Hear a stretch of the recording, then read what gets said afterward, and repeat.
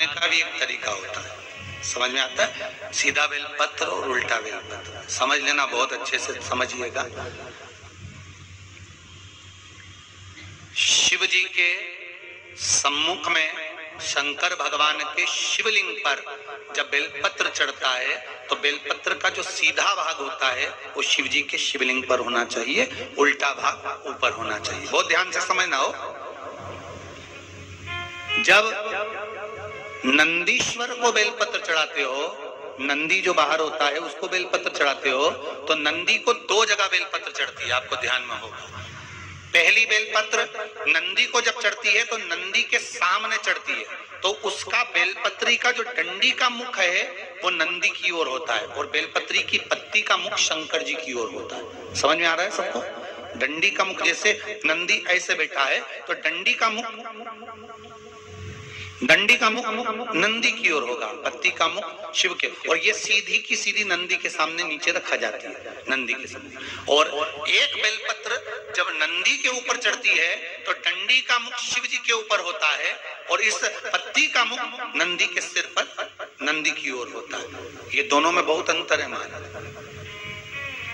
जैसे कोई बच्चा कोई कंपटीशन एग्जाम के लिए जा रहा हो या कोई परीक्षा देने के लिए जा रहा हो और पढ़ाई करे, स्मरण करे, तैयारी करे, वो अपनी जगह पर है। और ऐसा नहीं होता कि बच्चे पढ़ते नहीं है या तैयारी नहीं करते हैं। इसके बाद भी अगर उनका इंटरव्यू में पास नहीं होते या एग्जाम में पास नहीं होते तो उसके लिए ये दोनों बेलपत्री बड़ी काम करती है। बहुत ध्यान देना, जो नंदी के सामने बेलपत्र रखकर जाना, शिव जी के सम्मुख में बेलपत्र रखकर जाना, मतलब नंदी के सम्मुख में जब रखाएगी तो डंडी, जम के बोलिए, कहाँ होना चाहिए? नंदी की ओर। और जब ऊपर रखाएगी तो डंडी शिव की ओर हो। ये दो बेलपत्र रखकर शिव जी का स्मरण कर कर जाएं, कार्य सफलता की ओर बढ़ता है। कोई काम के लिए आप जा रहे हैं तो उसमें सफलता मिल जाती है, उसमें सफलता प्राप्त होती है। शिव जी को बेलपत्र चढ़ा रहे हो, जो चिकना भाग है, सीधा भाग शिव जी के ऊपर, शंकर भगवान को।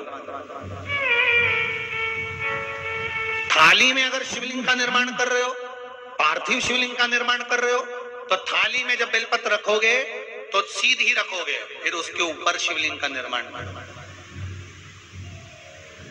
अगर आप निर्माण करते हैं पार्थिव शिवलिंग का और बनाते हैं। स्कंद पुराण कहती है, जिस व्यक्ति पर कर्जा बहुत ज्यादा मात्रा में हो जाता है और कर्जा चूकता नहीं है, आप बहुत प्रयास कर लिए, करोड़ों रुपए का कर्जा हो गया, यहां से लिया वहां दिया, वहां से उठाया वहां दिया, वहां से उठाया वहां दिया, तो निवेदन है, कभी मौका लगे कर्जा मुक्ति के लिए सारे वृक्षों में अगर कोई श्रेष्ठ वृक्ष माना गया है तो वो बट महाराज, तो चढ़ाने के बाद में रिपोर्ट अच्छी आती है। ऐसा नियम है। कहीं ठेका, कोई ठेकेदारी करते हैं ना, जो ठेका भरते हैं कि भाई मेरा टेंडर आना चाहिए, मेरा ये काम होना चाहिए, मेरी मल्टी बनना चाहिए, सरस्वती का समय, उस पितरों से पहले माता लक्ष्मी का समय, ये निश्चित है। दरिद्रता का समय निश्चित है। तो माता अपने बच्चों को कहती है, सुबह हो गए चलो उठाओ, सुबह सुबह पढ़ लोगे तो याद रहेगा। माँ भी कहती है, पिता भी कहते हैं, क्योंकि माता पिता को ये ज्ञात है कि सुबह का समय ब्रह्म मुहूर्त का समय सरस्वती का होता है। उठाओ, याद करो।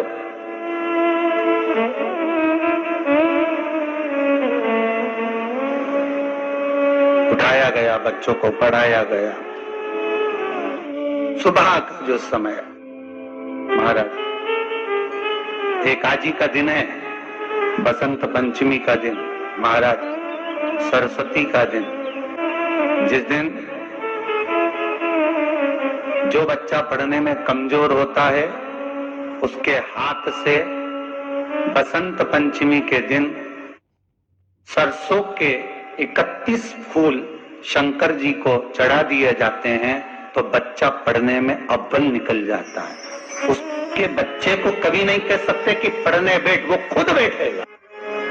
बस केवल अवधूतेश्वर मां, अर्थात ये जो क्रम है, ये वो क्रम तो 108 सरसों के फूल का आप कभी भी कर सकते हो, पर जो ये बच्चों के लिए किया जाता है वो केवल बसंत पंचमी के दिन ही होता है महाराज। आज ही के गुरु जी वैकुंठ चतुर्दशी आएगी तो उस दिन तो आप बताते हो कि हरिहर मिलन होता है। रात्रि को 12 बजे से लेकर सुबह 4 बजे तक शंकर भगवान पर तुलसी चढ़ती है, वर्ष में एक बार, और भगवान लड्डू गोपाल पर, शालिग्राम भगवान पर बेलपत्र चढ़ती है।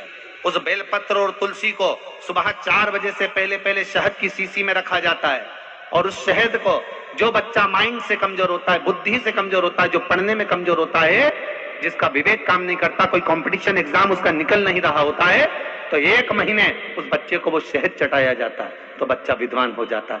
माता पिता को कहना नहीं पड़ता कि पढ़ने बैठ, पढ़ने बैठ, पढ़ने बैठ, बच्चा खुद पढ़ता है। माता पिता नहीं कहते फिर कि पढ़ने बैठो, वो खुद पढ़ेगा। आशा करती हूँ आपको यह जानकारी उपयोगी लगी होगी। ऐसी ही और उपयोगी जानकारी के लिए वीडियो को लाइक तथा चैनल को सब्सक्राइब करें। मिलते हैं अगले वीडियो में। तब तक के लिए हर हर महादेव। श्री शिवाय नमस्तुभ्यम।